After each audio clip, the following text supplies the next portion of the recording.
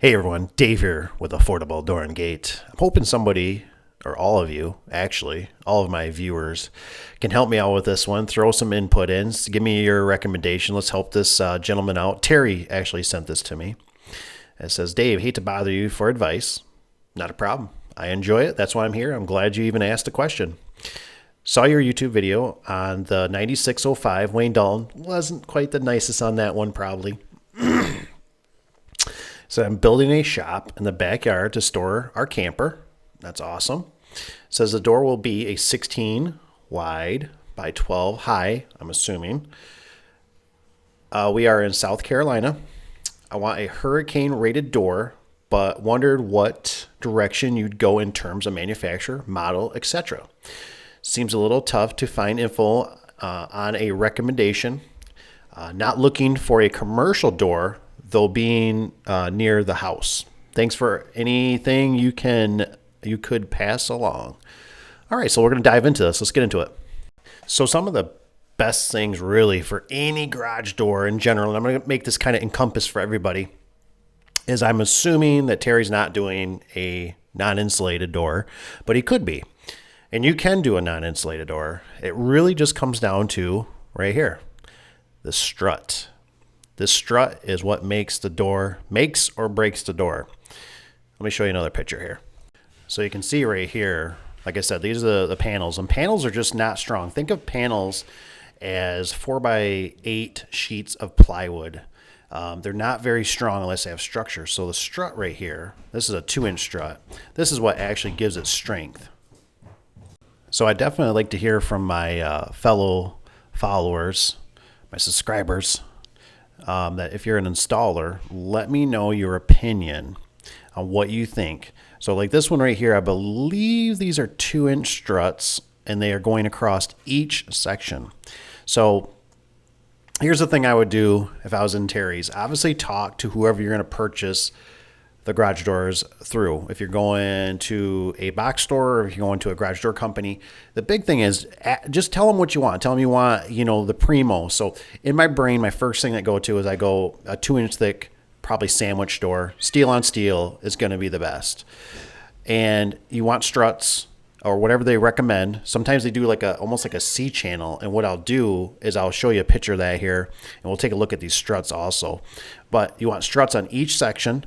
Maybe they want to do double, but you need, the big thing I'm trying to stress here is you want everything to be engineered from the factory for it to be strength-wise, right? If you need 2 struts, if you need the C struts, you need a Z strut, whatever they recommend, because the one thing people always forget, I see it happens very, very often, is that what'll happen is everything you add hinges, you add struts, these things add weight that people forget about, and the door won't function properly. So you want everything engineered as one. So like I said, struts all here, but this was engineered. It's got the bigger springs. It's all calculated.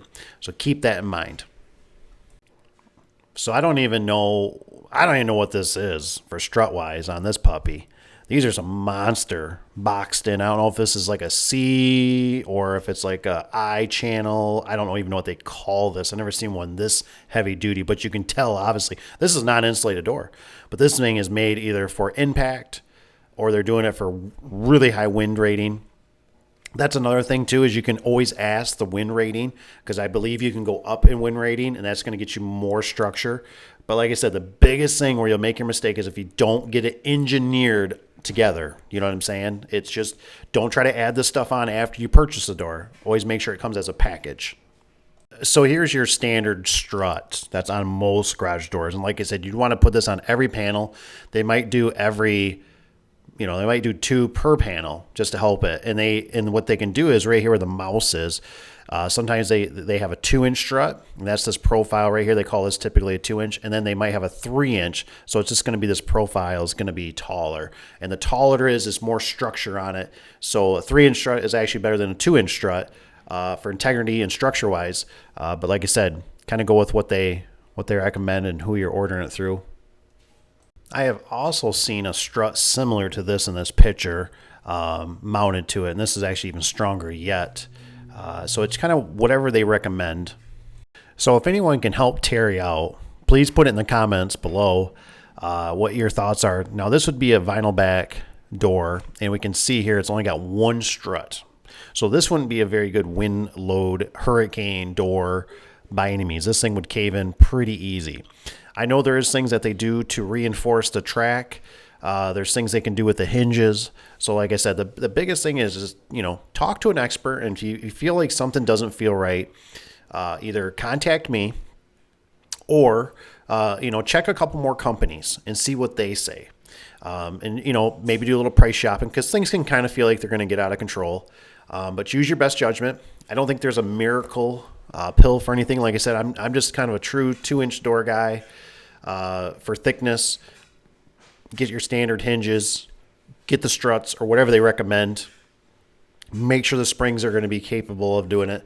And you also might want to consider if it's a long term and you're going to use the door quite a bit, you might want to upgrade the springs. They do make 10,000 cycles and 20,000 cycles. 10,000 cycles for the average person sometimes last, 10, 15 years. So just use your common sense and see what you can do, and if you got any more questions, reach out to me. And then also you guys, please comment. Let's help Terry out. Otherwise, I hope you have a nice day and hope this was helpful, and we'll see you on the next one. Thank you. Bye. Oh, and if you made it to the end, I'm glad you're still here. I also wanted to throw it.